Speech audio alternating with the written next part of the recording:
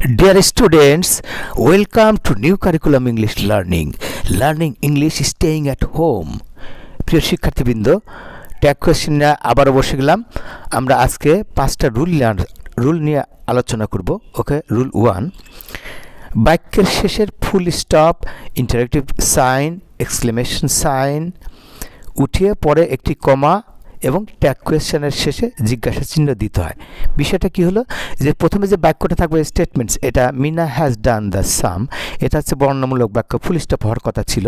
এই ফুল স্টপটা তুলে দিয়ে আমরা পরে ট্যাগ কোয়েশ্চেন, এই যে অ্যাফার্মেটিভ নেগেটিভ করলাম, হ্যাজেন্ট শি, এটা কিন্তু সবসময় কিন্তু প্রোনাউন হবে ট্যাগ কোয়েশ্চেনের ক্ষেত্রে। তাহলে হ্যাজেন্ট শি, মিনা তাহলে শি হলো, এবং শেষে কি করব, এই প্রশ্নবোধক চিহ্নটা জুড়ে দেব। এটাই বলা হচ্ছে we should plant more trees, shouldn't we, এই যে প্রশ্ন জুড়ে দেবো, এখানে কমা বসাবো, প্রশ্নের আগে কমাটা হবে, এটাই বলা হয়েছে। ওকে, রুল 2 একদম সহজ কিন্তু প্রিয় শিক্ষার্থীবৃন্দ, শুধু মনে রাখবে ট্যাগ কোয়েশ্চেনের প্রথমে নিম্নলিখিত কন্ট্রাকশনগুলো থাকতে পারে। কন্ট্রাকশন হচ্ছে সংক্ষেপণ বা যে সংক্ষিপ্ত করে লেখাটাকেই কন্ট্রাকশন বলা হচ্ছে। তাহলে আই যোগ এম, তাহলে এই যে আই এম, তাহলে এম দিয়ে কী বোঝানো হয়েছে, এটা তোমাকে বাক্য পড়ে বুঝে নিতে হবে। আই এম, ইউ আর, তাহলে আরই দিয়ে আর বোঝানো হয়েছে। তাহলে এইগুলো হচ্ছে, মনে করো I M a student, I am না লিখে আই এম এ স্টুডেন্ট, তাহলে তখন অ্যাম বলতে অ্যাম বুঝতে হবে, সেটাই বলা হচ্ছে। He is his, he will, they are, এই যে কন্ট্রাকশন বা short form. I shall, I দুইটা এল লেখা হয়েছে, মানে দুইটা এল মানে এখানে শ্যাল বুঝতে হবে। Rahim is Rahim's, I have I've, he has his, I had I'd, এখানে দেখো এখানে ডি দিয়ে হ্যাড বুঝাইছে।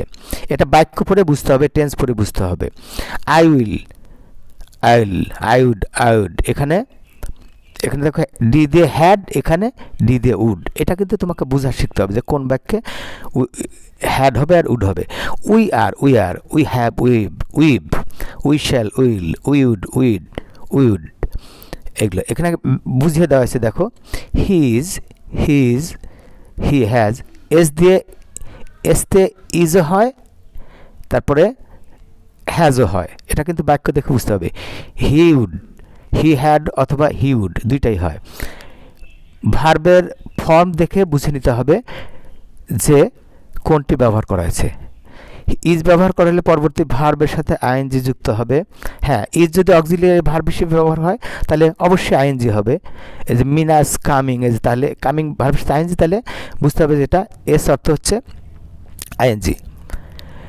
কিন্তু হ্যাজ ব্যবহার করা হলে পরবর্তী ভার্বটির পাস্ট পার্টিসিপল ফর্ম হবে, প্রেজেন্ট পারফেক্ট টেন্স হবে অবশ্যই রুল অনুযায়ী। আবার হ্যাড ব্যবহার করা হলে পরবর্তী ভার্বটি পাস্ট পার্টিসিপল ফর্ম হবে, তার মানে পাস্ট পারফেক্ট টেন্স।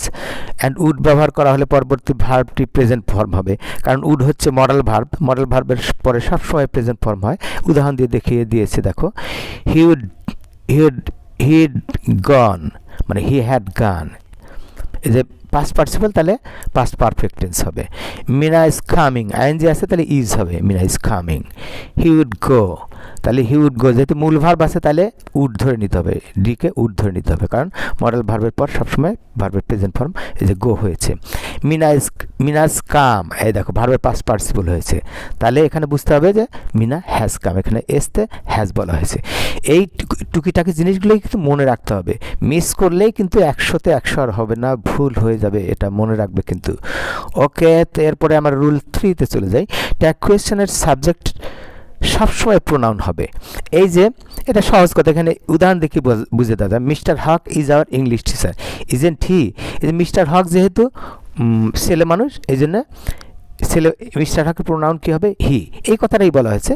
তাহলে এখানে আবার দেখে নাও, মূল বাক্যের সাবজেক্ট একজন পুরুষ বুঝালে ট্যাগ কোয়েশ্চেনের সাবজেক্ট হি হবে, এ তো জানাই যাচ্ছে। মূল বাক্যের সাবজেক্ট দ্বারা একজন মহিলা বুঝালে ট্যাগ কোয়েশ্চেনের সাবজেক্ট শি হবে, মানে প্রোনাউন শি হবে। মূল বাক্যের সাবজেক্ট দ্বারা একটি বস্তু বা ইতর প্রাণী বুঝালে ট্যাগ কোয়েশ্চেনের সাবজেক্ট ইট হবে। হ্যাঁ, ইতর প্রাণী বুঝালে মানে ডগ, এগুলো হলে টাইগার, এগুলো হলে ইট হবে। আবার যদি শিশু হয় তাহলে কিন্তু আবার ইট হবে।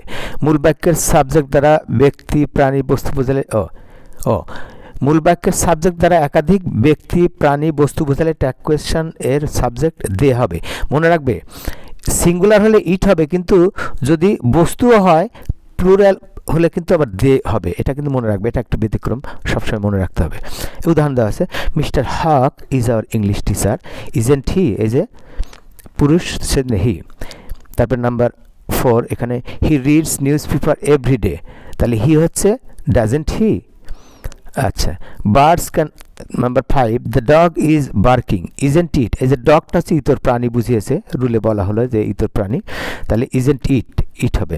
বার্ডস ক্যান ফ্লাই, এই যে এটা হচ্ছে যে ডগটা কিন্তু ব্যক্তিবাচক প্রাণী বোঝাচ্ছে, তাইলে কিন্তু বার্ডস ক্যান ফ্লাই ক্যান্ট দে, এখানে বার্ডস হলেও কিন্তু হিসি হচ্ছে না, যেহেতু ব্যক্তিবাচক নয়, তাহলে প্লুরাল হওয়ার কারণে দে বসাতে হবে, ইট কিন্তু হবে না, এটা মনে রাখবে। ওকে, নোট নেগেটিভ স্টেটমেন্টস এর শেষে অ্যাফার্মেটিভ ট্যাগ কোয়েশ্চেন হয়। এটা তো আগেই বলা হয়েছে যে স্টেটমেন্ট নেগেটিভ হলে the man didn't do this, এটা নেগেটিভ স্টেটমেন্ট, তাহলে প্রশ্ন হবে অ্যাফার্মেটিভ, তাহলে ডিড হি, তাহলে দি ম্যান, তাহলে কী হবে, দি ম্যান হচ্ছে প্রোনাউন হবে হি, যেহেতু পুরুষ। তো Rima can't drive, can he, can modal verb, তাহলে এই যে নেগেটিভ আছে অ্যাফার্মেটিভ হবে, সোজা কিন্তু এটা মনে রাখতে হবে, মনে না রাখার কারণে কিন্তু ভুল হয়ে যায়। He isn't intelligent, is he, negative আছে অ্যাফার্মেটিভ হবে। They haven't come, have they, negative ছিল, এখানে অ্যাফার্মেটিভ হয়েছে। ওকে, রুল 4-এ অক্সিলিয়ারি ভার্ব যুক্ত অ্যাফার্মেটিভ স্টেটমেন্টে অক্সিলিয়ারি ভার্বটি দিয়েই নেগেটিভ ট্যাগ কোয়েশ্চেন করা হয়। হ্যাঁ, এটা তো একেবারেই সহজ কথা যে আমরা অক্সিলিয়ারি ভার্ব দিয়েই ট্যাগ কোয়েশ্চেন করব। অক্সিলিয়ারি ভার্ব মডাল অক্সিলিয়ারি হলে মডাল অক্সিলিয়ারি দিয়ে, আর যদি অক্সিলিয়ারি ভার্ব দেওয়াই থাকে তাহলে তো ইজি হয়ে গেল। যেরকম রিনা ইজ ড্যান্সিং, তাহলে ইজেন্ট শি, রিনা যেহেতু মেয়ে মানুষ তাহলে শি হবে। We are reading, aren't we, এই অক্সিলিয়ারি ভার্ব দিয়ে আমরা ট্যাগ কোয়েশ্চেন করব, সেটাই এখানে বলা হয়েছে, aren't we. Jamal has kill the snake, Jamal সাপটিকে মেরেছে, তাহলে এই যে হ্যাজ দিয়েই হবে, হ্যাজেন্ট হি, জামান হচ্ছে পুরুষ। I shall go home, shan't I, এই যে এটা মনে রাখবে, শ্যালটা কিন্তু শ্যান্ট হয়, নেগেটিভ হলে শ্যান্ট হবে। কিভাবে কমা দিয়ে লিখতে হবে এটা খেয়াল করবে কিন্তু। ওকে, রুল 5 হচ্ছে অক্সিলিয়ারি ভার্ববিহীন অ্যাফার্মেটিভ স্টেটমেন্টটি যদি প্রেজেন্ট টেন্স এবং সাবজেক্ট যদি থার্ড পারসন সিঙ্গুলার নাম্বার হয় তবে ট্যাগ কোয়েশ্চনে ডাজেন্ট বসে।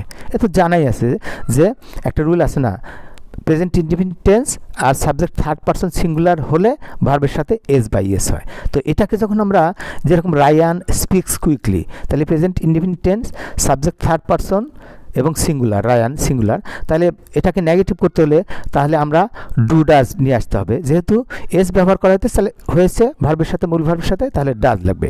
Ryan speaks quickly, doesn't he, Ryan ছেলে মানুষ, হি হয়েছে। সচিন প্লেজ ক্রিকেট, তাহলে ডাজেন্ট হি, সচিন হচ্ছে পুরুষ, doesn't he. The moon shines at night, তাহলে দ্য মুন হচ্ছে বস্তুবাচক, তাহলে ইট হবে প্রোনাউন।